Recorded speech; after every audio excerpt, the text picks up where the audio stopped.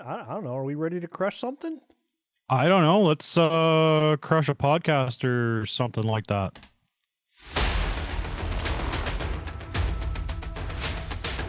What? No, it's back. Give it to the quarterback. No, we got the running back. What?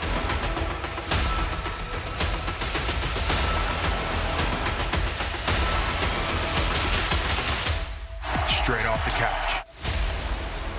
Here are the stories we're going to be chasing today. Yeah, we don't chase anything. We're too old. We would probably pull a muscle, but we're going to talk about Week 8 and preview Week 9. And before I get too far, let me bring in my hail fellow well-met Adam Weidel. Adam, how are you today, buddy? Oh, I'm good, buddy. Loving the intros every week. As always, I hope you had a great week and an even better Sunday fun day.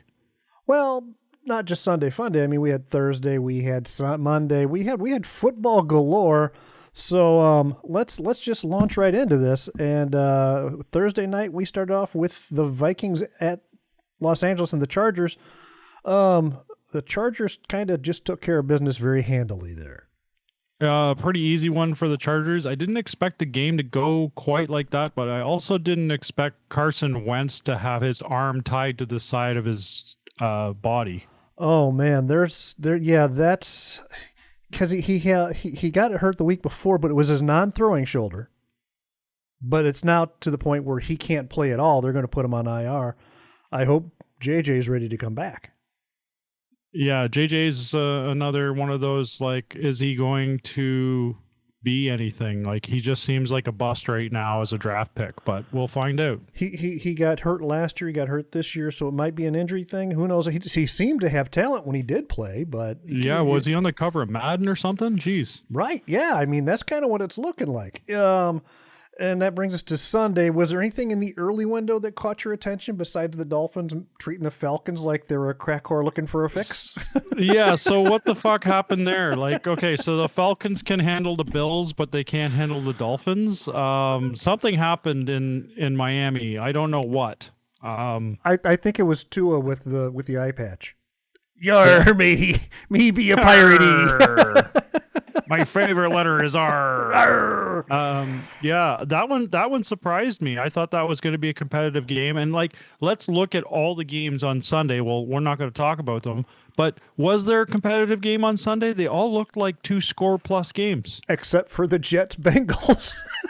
Yeah, so that was the exciting game. I mean, the Bills, go into, a hot Panthers team and they blow them out 40-9. Ravens somehow, sorry, buddy, but like the Ravens got back on the bus and they were like, we got to win a game. And they looked pretty decent. And then that Jets-Bengals game looked like it was going to be a blowout. And somehow the Jets get back into the game and beat them 39-38. It's wild. It's wild. And just because... And that's sad because we lost the joke of like, have you won a game this year? Everybody says yes now instead of just the Jets saying no. and Baker got off the schneid, and it's like... Tousle my hair, Mr. Hanks. Sure thing, son. Yeah. And I guess the other game that was a little bit of a shock to me is the Texans handled the 49ers. Yeah, but the 49ers it's a triage unit at this point in time. It was just a matter of time. They were squeaking by some wins, and CMC was looking pretty good. Not so much. The Texans handled him pretty well. Did you? Another thing that was kind of surprising: the Eagles Giants was there was some weird officiating going on there. There was a lot of weird stuff going on there. So I didn't look up the stats, but I honestly cannot remember a game that the Eagles have lost wearing the Kelly green. So there was that, but then the tush push. Okay, ball's fumbled, but then they say no because they measured forward progress. And I'm like, if they found a way to defend against the tush push, which was the big... Right, that was the big offseason top. Yeah, that's the big offseason That was talk. the big problem. They wanted to ban it because nobody could defend against it. So now you successfully defend against it, but then the refs say no. Well, we stop forward progress. See, but the problem with that is every other time they don't stop forward progress. They let the play completely develop to give the Eagles a chance to get first down, touchdown, whatever. So there's no consistency in this call. The league has to get better with it because, I mean, it wasn't very long into that play. Like it wasn't just like it was standstill and it was just like, okay, we're blowing the whistle. Like if they're on the end zone line, they let them just push it until something happens. But this is like what the 30-yard line. Yeah, and it was for a first down, right? And so to get a first down, and the ball came out almost immediately. And they were like, "No, that's not a fumble. We stopped for forward progress." I still saw legs churning everywhere. Yeah. If it maybe put a time limit on the tush push, 2 seconds or something, I don't know. We're not in the league, but I mean, like everybody's talking about this in the league. We're watching, man. Like the fans are watching. We're not dumb. Well, even Rich Eisen, who works for the NFL Network, on his podcast this week, said, "I'm done with tush push. I'm over the tush push. It's no longer cool and fun and exciting. It's now become something where it's being abused." Yeah, and it was never fun or exciting. It was just a play that seemed to be non-defendable, and now that it can be defended, the refs are getting involved, and they're basically defending the failure. Oh, it's a failed tush push. Well, no, it wasn't. We stopped forward progress, so they didn't lose the ball. So that one pissed me off. And then let's talk about the other major development in that game. Puck, he didn't break his head; he broke his leg. That was a brutal injury. I put it on our Facebook page. There's a video of a guy. He's an orthopedic surgeon, and I really like his stuff. So if you get a chance, go to the Facebook page and check out this guy because he breaks down what happened and what he believes is going on physically with Puck.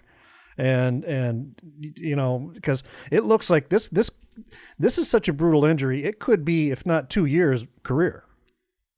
Yeah, and I mean, okay, for those that if this is your first time tuning into the show, Puck is Cam Scadaboo, the meathead running back of the New York Giants. Yes. Sorry, boys and girls. I think he looks like Puck from Alpha Flight. Just a little guy that powers his way through everything with his metallic head, I saw that, Big Dom, the security guy that got in trouble a couple seasons ago with Philly. Yeah, he went and visited and brought him brought him pizza and Philly cheesesteaks. I thought that was kind of a nice I don't know. I've had Philadelphia pizza. I don't think that was a mercy visit. Well, he did bring him the cheesesteaks, right? The cheesesteaks. Okay, I'll give you that. Yeah. And the other thing I just want to touch on real quick, Colts are on a winning streak. They're really looking like a team to contend with this year. The female owner, is getting a lot of grief for being on the sideline with headsets on and a notebook. It seems her notepad. But it's working though. Let the woman cook. You know what? That's her process. And, if that's how she wants to feel involved and she wants to take in the atmosphere, she could go sit in a private box or whatever she wanted to do. But if that's her process and it gets her more involved in the team, she's doing something right because that team's cooking. They are. And they look really good doing it. So that brings us to our Sunday night game. Packers and Steelers. We got a late window game that was a little bit of a shock. Broncos 44 over the Cowboys 24. Broncos look legit too. Yeah, I'm not that. Broncos do look legit, but I'm not. Anybody can. Every time I hear about somebody beating Dallas, I just think it's a slow Tuesday. Yeah. Well, it is a slow Tuesday because we didn't have any football today. But I was just shocked that the Broncos didn't have to lead a second half comeback. They handled them pretty well the entire game. They did. They did a pretty good job. And I really like Bo Nix as a quarterback. I like him a lot. Yeah, he's starting to get his. I think he's listening to the show. You listened to your critique there. He was getting his feet working. Yeah, his feet were dancing before, and now they're not. So good for you, man. Good for you. Yeah. All right, into Sunday night. That brings us Sunday night. It was the Green Bay Packers going into Pittsburgh to play against the Steelers. The Steelers, who were playing in their throwback uniforms, it looked like a yellow road sign to me. Turn left, turn right lane right, left lane left, middle lane straight ahead type of thing. But it looked like it was a really good game until halfway through the third, and then the Packers just took off with it. Yeah, it looked like a good game for the first half. It looked like it was a competitive game. Yeah. And then after that, I don't know what happened. Well, what happened was the Packers recovered a really good fumble, and after that, it was all over with but the crying. This is the number one, like the highest paid defense in the league, and they had no defensive power at all. It was awful.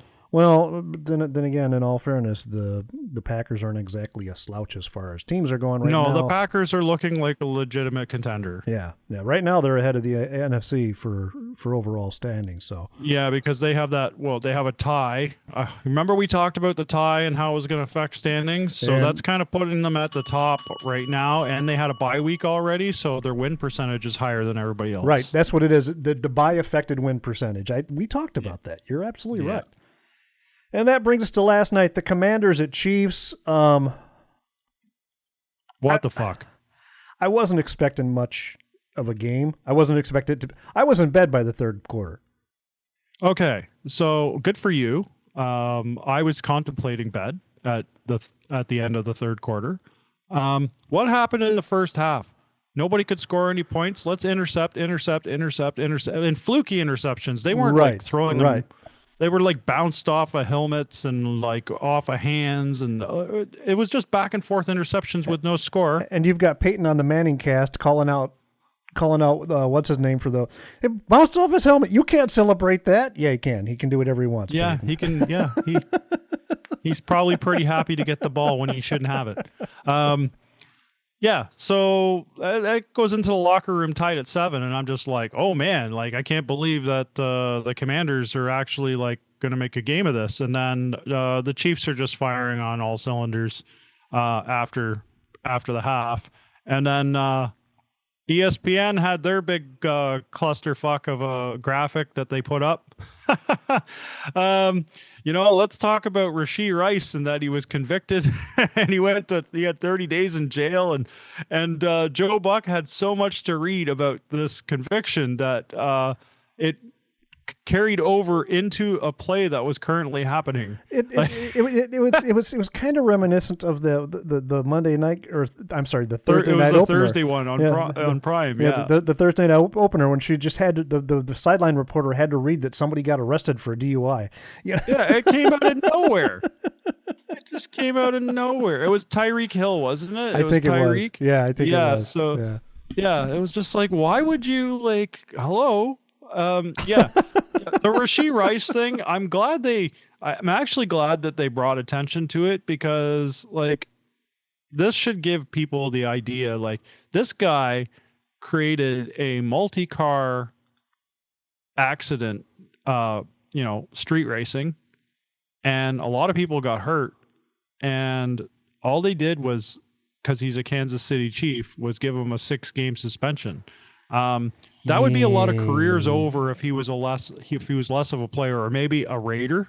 Yeah, right. A Raider, or if he was on the Dallas team, he probably would have been made a coach. They just promote that right away if you're in Dallas. You're on the coaching staff. So it's kind of funny. It's kind of funny how the Chiefs, I don't want to be hating on them, but between Rashee Rice, what he did, and apparently he's remorseful, but I mean, just don't do that shit. And then, Kareem Hunt, who kicked his pregnant girlfriend in the face a couple years ago. And then they've got, Harrison Butker, who thinks that all women belong in the kitchen.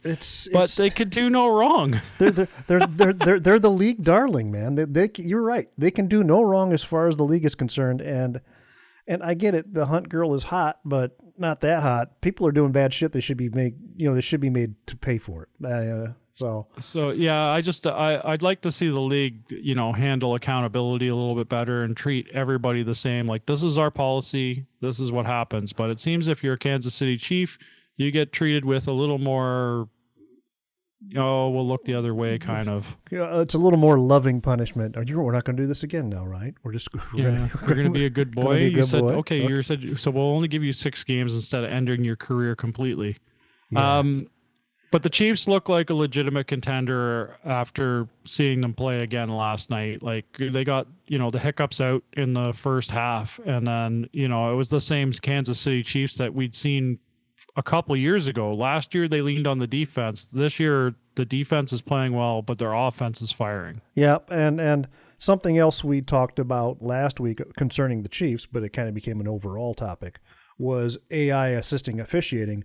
And this past week during a meeting, Roger Goodell actually said, we're going to look into AI officiating to help because it's just he needed more consistency.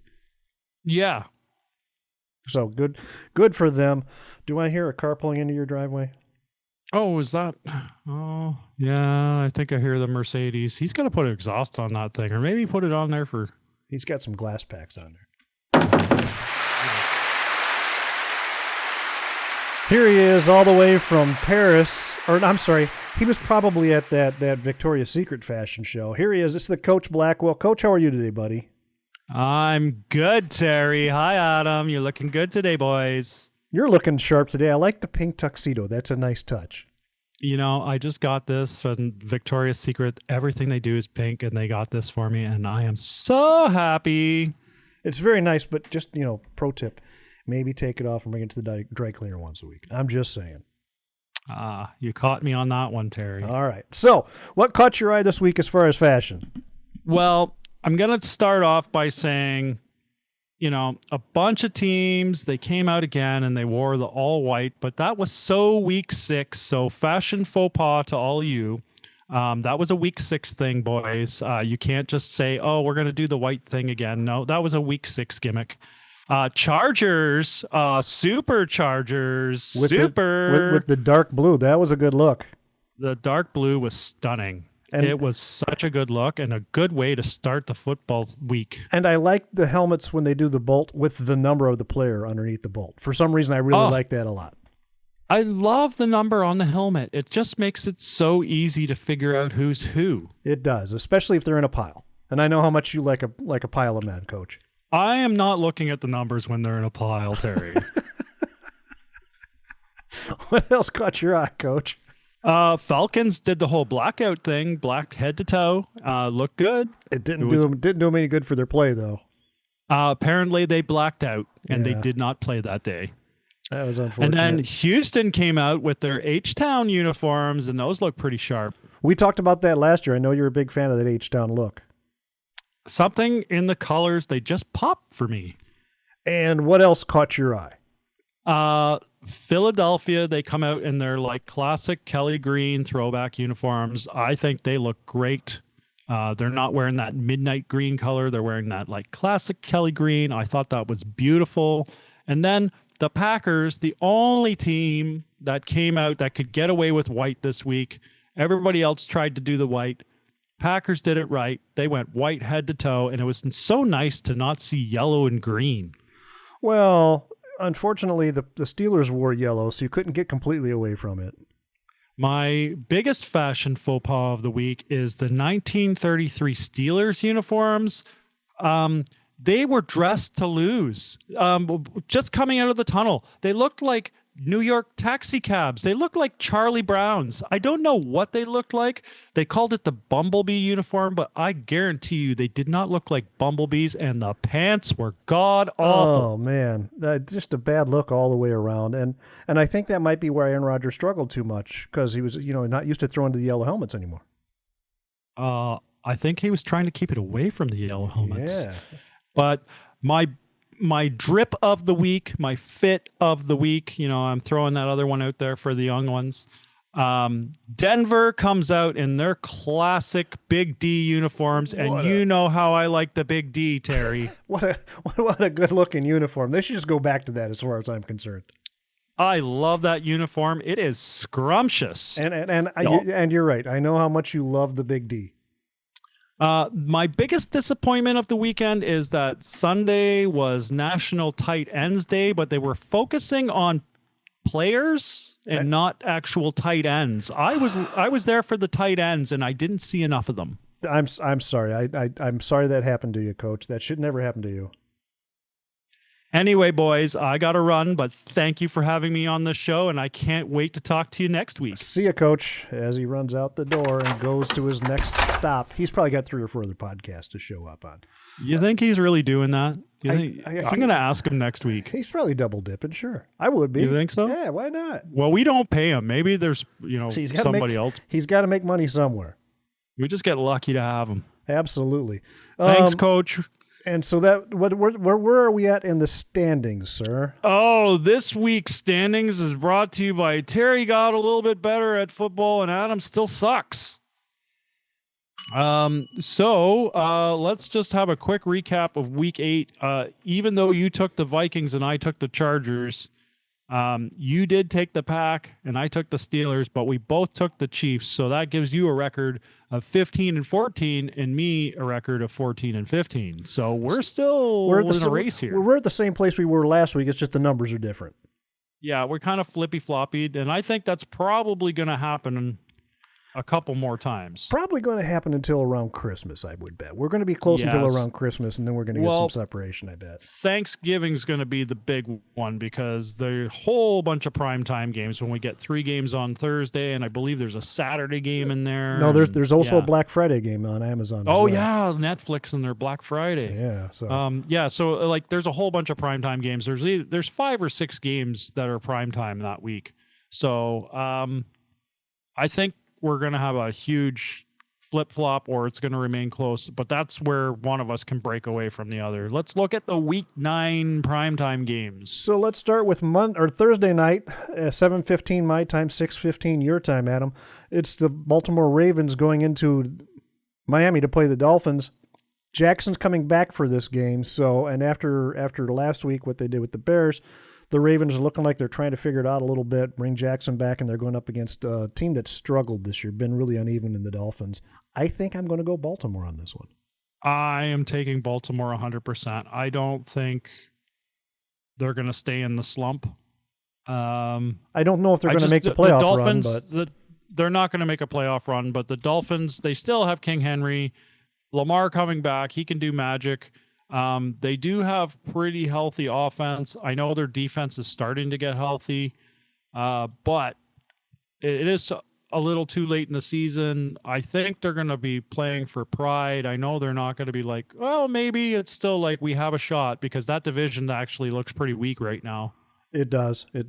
So I think they're coming out firing all cylinders, while I also think the Dolphins have lost all hope at this point. I think they got lucky last week against the Falcons. Unless they come out with Pirate Tua. With Pirate Tua, all bets are off. All bets are off if you got Pirate Tua out there. He gets traded to the other Florida team because because he fits better with the Buccaneers. Fits better with their with their motif. Yeah.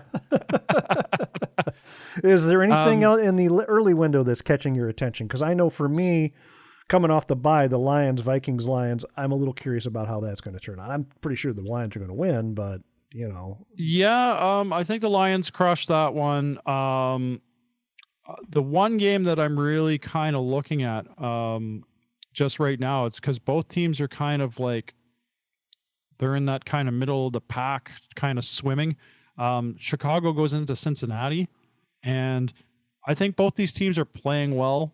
Chicago didn't play so well last weekend, but Cincinnati's on fire. Chicago earned that loss last weekend. They basically they didn't look like the team that was playing a couple weeks before. No, they basically left 18 points on the table and they lost by 17. They earned that loss last week. I'm hoping they figure it out against the Bengals. The Bengals, whose defense is streaky, but they're playing without Joe Cool. They got old Joe Cool. Yeah, they got old Joe Cool, and the Bears are having trouble in their secondary with health. So I wouldn't be surprised to see the Bengals win that one, even though I hope the Bears win. What else catches your eye in the Sunday games? Okay, so the one that scares me the most right now is Atlanta walking into New England. Which Atlanta team are we getting? Right, yeah, because they're really streaky. However, the Patriots are looking pretty solid. They've Vrabel's got them believing, and they're pretty well coached and they're playing pretty well. So that I wouldn't be surprised to see the Patriots make a pretty good game out of this one. That number 3 draft pick's paying off right now too, but. Also, New England has a pretty easy schedule because they've sucked for the last couple of years, right? Right. So we're seeing this with Washington right now. Washington has to play a very competitive schedule. And last year they kind of snuck up on people, and that you're not sneaking up on anybody this year. Yeah, like last year they had a very weak schedule because of how they finished, right? And then they knocked off the Lions in the playoffs, which was huge. Yep. So their strength of schedule this year is tough. They have to play against competitive teams. New England's got a pretty easy schedule, and Atlanta's really streaky. So that's the one I'm going to be watching because I'm You're still a Patriots fan, guy, but, right? And I mean, after having 6 years of absolute suck, it's nice to see us in the win column again. And this Atlanta team's got me freaked out because 1 week they're amazing and the next week they're losing to Miami. So There's one other game. It's in the 3:25, 4:25 time slot. It's America's Game of the Week. Kansas City going into Buffalo. well, that's a big one. And I wish they would have flexed that to Sunday night. I do too. I don't think they start flexing until after Thanksgiving, though, is the deal. But yeah, that game depends on which Bills team shows up because the Bills have struggled a little bit here lately. But then again, they're coming off a bye, so who knows? So historically, Buffalo always beats Kansas City in the regular season. Right. And Kansas City whaps them in the playoffs. And you get it during the regular season when the Bills win, you get to see Patrick Mahomes complain about officiating to the Josh Allen. To the press? Josh Allen. Oh, yeah, where he cries. Oh. I shouldn't have lost that way. That was a bad officiating call. And he says it just to Josh Allen. And Josh probably rolls his eyes like, yeah, shut the fuck up.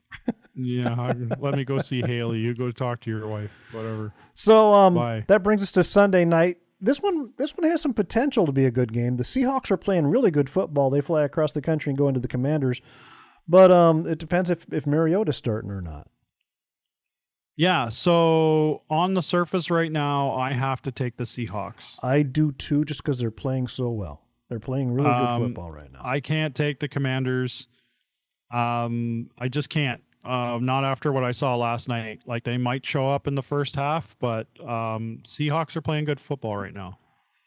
And so we're both going with Seahawks there. And that brings us to the Monday night game. Cardinals-Cowboys. It's that's the game they should have flexed, buddy.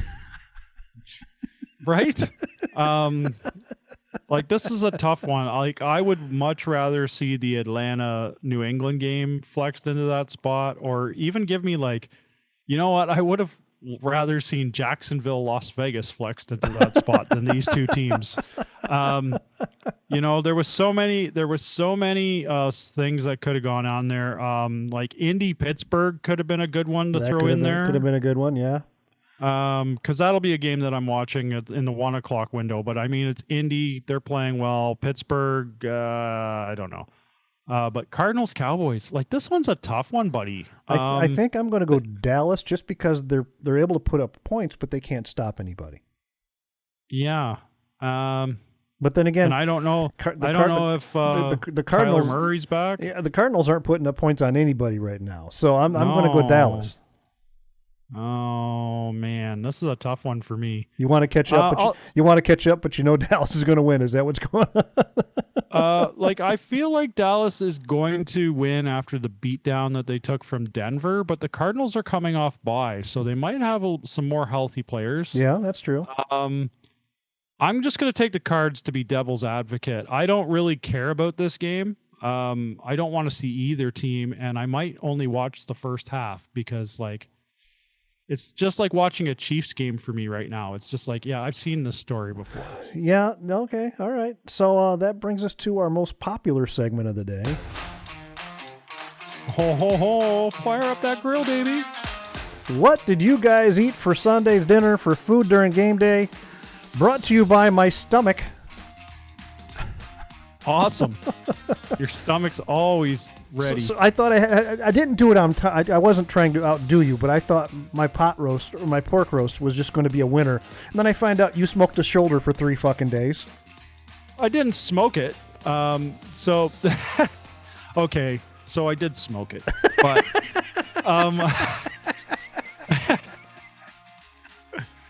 so the way I do a shoulder, and it's actually like super convenient the way that I got things set up, is I smoke it for an hour. That's it. But not this week. Just to get the smoke flavor in it, and then I seal it in a vacuum sealed bag, and then I put it in the sous vide for 2 days, for 48 hours. Now, for those of us that don't know, what is a sous vide?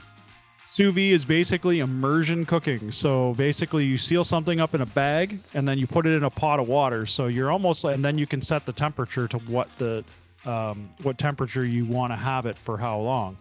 So you're not necessarily like boiling something. Like for instance, the pork shoulder is 165 degrees for That's 48 for pork, hours. right? That's pork For when you're going pork, to cook right? it, right? So if you're doing something like beef, you'd probably want to have it, if you're going to sear it off, you'd probably want to sous vide it, and you would sous vide it a lot shorter period of time, but the pork shoulder has to be broken down over a longer period of time. But if you're sous videing like a steak or something just to get it up to temperature, an hour at like 125 degrees and then sear it off in a pan, and you have a beautiful steak. Full disclosure, this coming Sunday I'm going to have a repeat. My girls' birthdays are Saturday and Sunday, so I give them the option of what they want for dinner because it's their birthday dinner. Of course. And the youngest one, Selena, wanted my chicken noodle soup again. She's a big fan of the chicken noodle soup. You know what? It's that time of year. I don't even know what I'm doing this Sunday, but it's just like, okay, I got to have something. But yeah, the pulled pork, we've been eating it all week. It's great. It really is. It's just way too much. Like you do a shoulder, and it's supposed to feed like probably a dozen people, and there's only a couple of us. A dozen people are two hungry Adams. That's the conversion rate. A dozen Americans are two hungry Adams Canadian. It was pulled pork sandwiches yesterday for lunch, and then today was pulled pork nachos for lunch, and so my roast turned out really good. If anybody cares, it was really good. I like the look of it. I actually do. I have a bunch of pork roasts in the freezer, so that might end up being a thing on Sundays too. And then I'll have to talk about how I cook it and all that stuff, and then you can tell me to go fuck myself. Well, just because you show off so fucking much, man. I just like to provide like awesome meals, not only for myself but my family too. Well, so you're a bit of a foodie too. You're one of those guys that takes pride in cooking. So I've made a lot of fuck ups over the years, so now I'm always like, I'll never do that one again. And right. Once I learn something and I'm just like, that was amazing, we stick with that. Excellent. So, a pork shoulder being water bathed for 2 days, I mean, that's the way it works. It comes out perfect every time, so we just stick with it. Plus, you don't even have to look at the damn thing. It's in a cooler with the lid on, so it's just the cooker does its job. You have no evaporation. You go do your business. Throw it in and forget about it. Whatever. Yeah, it's a forget about it. Forget about it. All right. I do want to hear what everybody else had this week, though, so make sure you tell us on the page. Yeah, kids, absolutely. Go ahead and hop on that Facebook page and let us know what you're eating. Adam. That's me. Find me at Adam Off the Couch on X and Instagram, and, of course, find us on our Facebook page. Terry, how about you? Well, if you can't find me crying myself to sleep at night, you can find me on the X at TREMUP. That's at TREMUP. On the gram at TerryMupTerry, and of course on the Straight Off the Couch page on Facebook. Don't forget, like, subscribe, and share. Share with 2 friends. They're gonna love it. Yeah, subscribe, motherfucker. Subscribe. So, I think that's about it for us for this week. So, for my broadcast partner, the hail fellow well met Adam Weidel, don't forget to leave things unsaid. Check on those you love. That's really poignant this week. Holidays coming up. You might want to reach out and make sure everybody's okay. But until next week, everybody, enjoy football. See you later.